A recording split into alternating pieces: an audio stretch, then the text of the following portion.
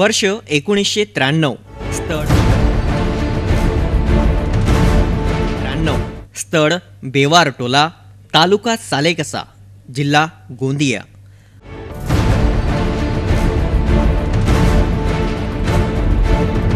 परिसर आदिवासी बहुल क्षेत्र आणि घटना 4 मुलींच्या बेपत्ता होण्याची।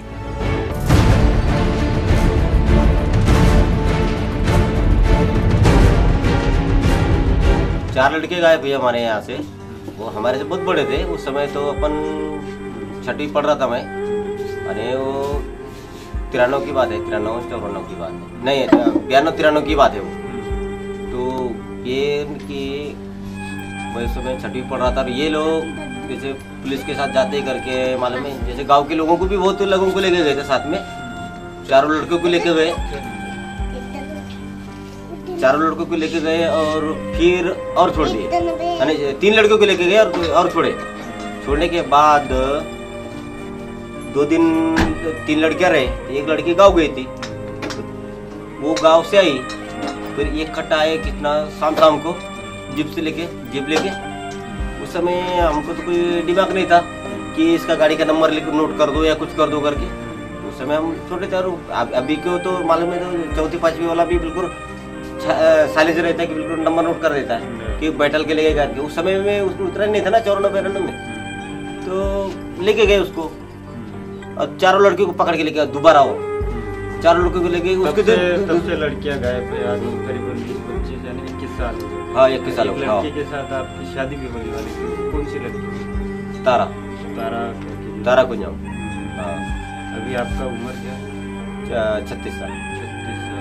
वो लड़की बहुत कम उम्र की थी, और मेरे बराबर की थी वो लड़की, मेरे साथ ही पढ़ी थी, मेरे खिलाफ। तो लड़कियां गायब होने के बाद लोगों ने पूछे क्या पुलिस स्टेशन में जाकर इंक्वायरी वगैरह की?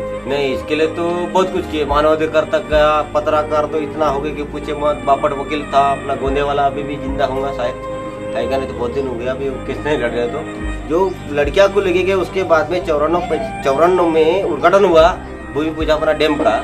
लड़के गायब होने के बाद में माधव शिवनकर जो वो अपना क्या बोलते अपना पालक मंत्री था, पालक मंत्री ने उसका उद्घाटन किया।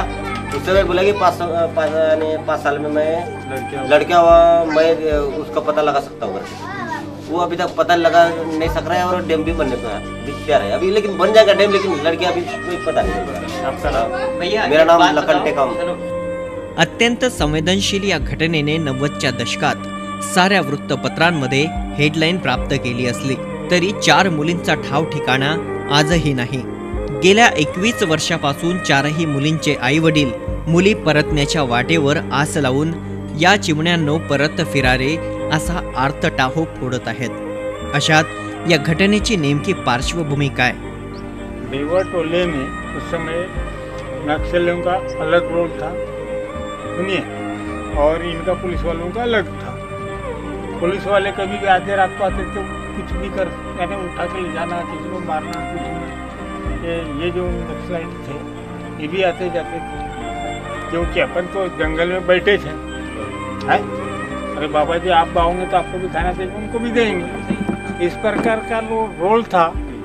अब इसमें क्या है कि अब गांव हिसाब से शुरू में हमारे आदिवासी लोग अरे माझ्यासाठी अच्छा मंदोड क्या है ना, माझ्यासाठी अच्छा मंदोड, रोजी रोटीसाठी अच्छा कीमतो, तो उनके पक्ष में गए, हम गए, दूसरों को क्या बोलना। जाने के बाद अपन को जब ठोकर लगने लगा तब हमको अकल आई, क्या तब अकल आई तो ये बच्चे लोग लड़कियाँ की, तो ये बेचारे 14 साल 13 साल के लड़कियाँ, इनको कभी गए कि नहीं गए तो नहीं बता सकता। तो तुम उनके साथ नक्सलियों के साथ में रहते हो, ये करके इनको उठा के पुलिस वालों ने लेके गए। 3 लड़के 4 लड़के इनको लेके गए, वो भी रात के समय, और ले गए पुलिस।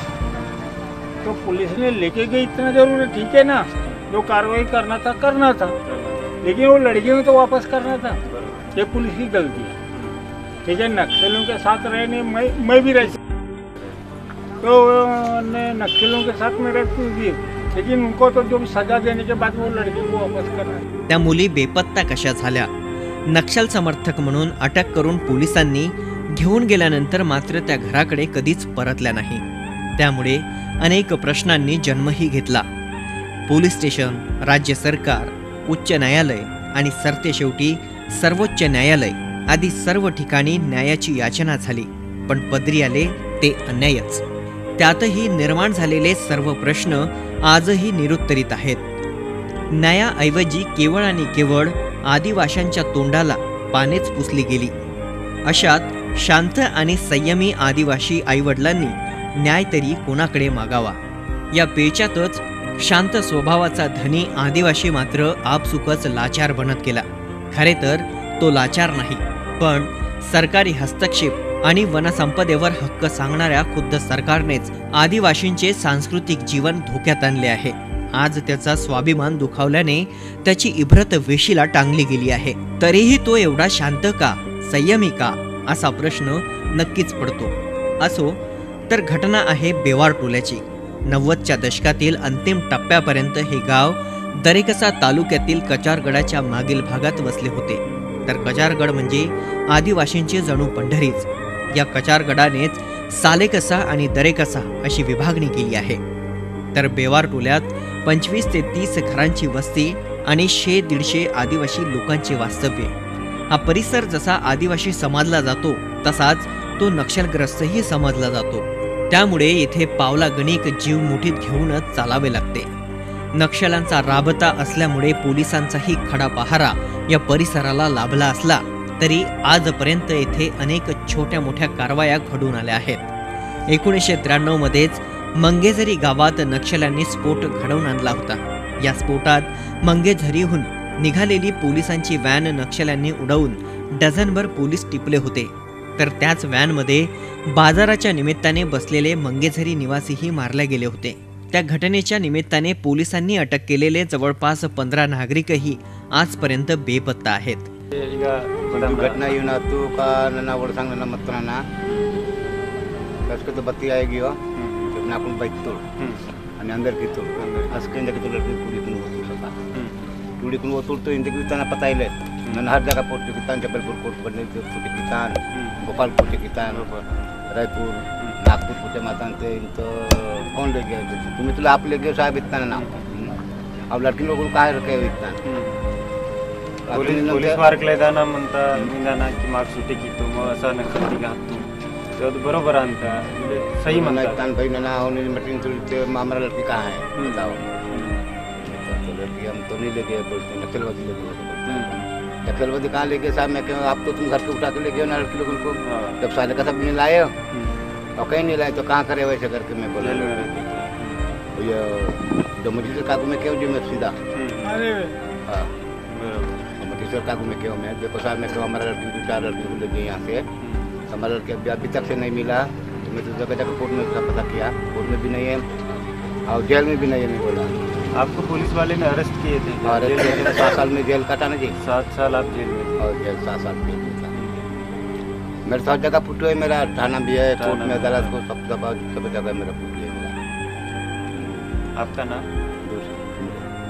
या घटनेच्या शोध कार्यादरम्यान पोलिसी अत्याचाराला बेवार टोल्याच्या नागरिकांना वारंवार सामोरे जावे लागले आहे.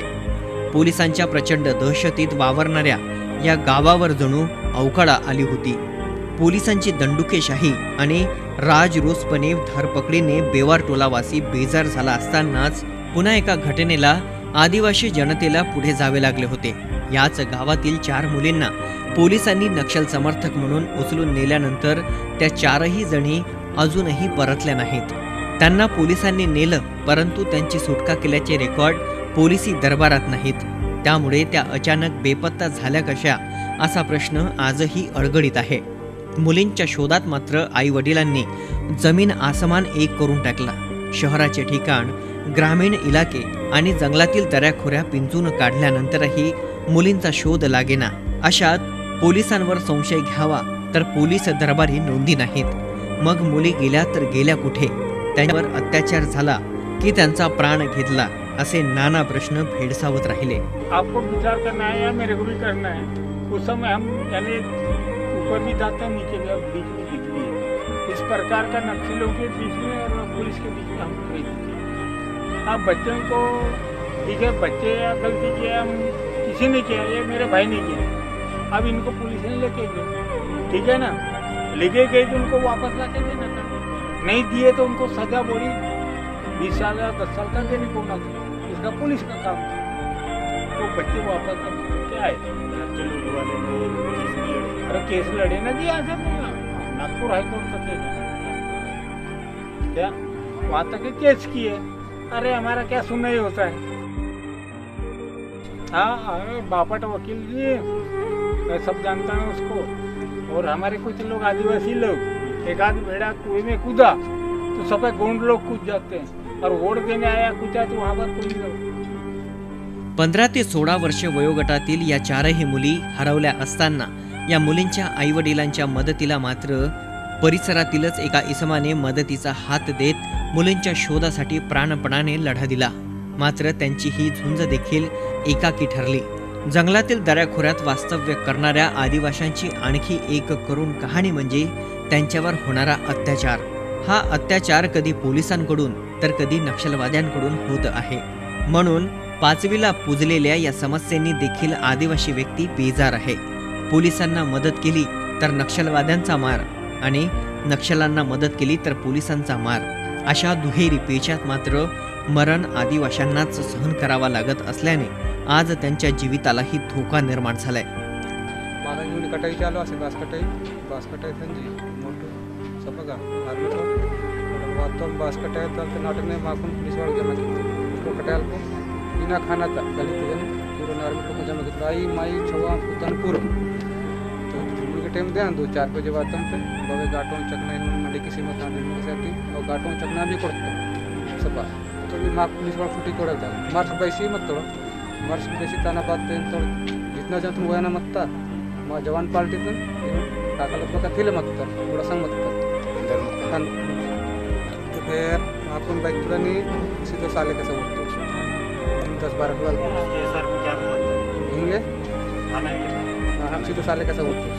होतो ताना बात 2-4 दिन तू माकू ताना बात उडीकून तत्तो उडीकून रात के ताना ते साले कैसा भी क्यों सीधे ट्रांसपोर्ट देके ट्रांसपोर्ट ताना कोई पता है ताना बात माकू ना के नव गांव 5 दिन तोड़ा के दे मंदार ताके वो तो कलंदर आसे मत संगे ने वो तुले ताके नव गांव 5 30 तुलन ता थाना ते आगे फिर तत्तो साले का थाना ते फिर माकून जेल ते तो सिद्धू साल बेटा बात पे फिर जेल तलवार तो मुझे मासी नागपुर तक 19 साल दा बात है मा जमानत किसी बात 8 या 9 साल गड़ा मातम के साथ फाइनल सीट बस स्टोरी नवारी लालू कुमरे।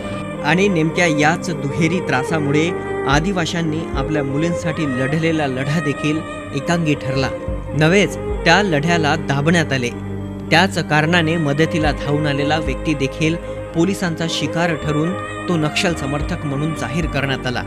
त्याच्यावर प्रचंड दबाव आणून त्याचा लढा संपविण्यात आला। तर दुसरीकडे न्यायाची मागणी करताना ज्या आदिवासी समाजाने पोलिसांच्या विरोधात एल्गार उभारला त्याच आदिवाशांना देखील पोलिसांनी प्रसंगी नक्षल समर्थक व नक्षलवादी म्हणून हिणवले। नक्षलवादीला संग हंड्रेड माकून गदबदे कितु इंतलो मम ठन्नम पे इंगा वातुड़ बोराई बिसिन तलो मम हां इंगा नमट गुड़ा अंदुड़ित के नमट पुनम बतिया येते नमट पुनम मम मगर वातुड़ तिसी तो मम गाटो जावा हां बोरे येर वंडाल तियर से कमी नमट हां याहन सीता मम म्हणजे आपण इथे गाटो 30 टिंजर आपलं हां जुलम कितुड़ मा पर जुलम किसी कुनलो और टुड़ी कुन पड़किला तुड़ पर नमट हाजी मतरम बोटला मंडाई ते अडल माकुन बातनी पाट की में नाटे डग्गा निलता सब नार में टुड़ कुन वोन तोड़ तो वातो ममर फेर अडल ते टुड़ी कुन फेरिन तोड़ वो सम टित्तुड़ तो उंडी ना कारण समजे माया ಈಗ ತರ ಟಿತ್ತು नाटी लोकरू भी मत ना सप्पा बान होतो सप्पा टुडालो टुड़ी सप्पा मत हां तो बड़ू वातुड़ा नहीं तो हम ले जाएंगे वो जिसका नाम है उसको पूरा ले जाएंगे तो मोट में क्या तमिया वो ना जी ज्ञान से रहे मत में जो जनवासी मत नमोटे तम उगडाड बेन तुम बावन केना मंदा हन के बैतरा टुडी कुन वतुर साले कसा मुन नालून देणार साले कसा येतो पोलीस ठाण्यात ते नमोटे वर सातुरुंड वर बिचारा नावर भाई मत्तर मडायटोला मंद 3 जन खाना वंदव इगडल मत्ता अंते ते पजाइन तोड़ ए इधर मत घुस नहीं दला तो त्याच्या तलना मोठा नो पे दमा ते तुला के बेगी बताय लागो पर वकील बैठ तू बापट वकील ये रे गोंदियावाडी हो त्यागे गोंदिया अंजी अंजी ना व्याख्या इंदला तो थंजी अंजी क्या तुम पे की न पे कोडकुन दे सपा बचो जनी हजी बताओ नालून तुडी ना अवल बाबा अंजी अंजी आतू डडल पेरो इंतळोळो पजा कमे कने आतू है मती मुताई वे हरते हैं ते कमे का आतू ते ढलके से पड़ती आयतो सब मत्तर का नारे मत्ता म्हणून थोडीच कोणी बाणू वाटला वतुर तिंगादन बोल ये तो ठीक म्हणतात ना जेवण घेतात हां असा लोकर बी मत्तर फिर वर दुसरं लोक कोण टुरिस्ट कोणी म्हणजे बिगा तरी बाराय तरी थोडंसं वेगळं विषय म्हणतात समजाई पाहिजे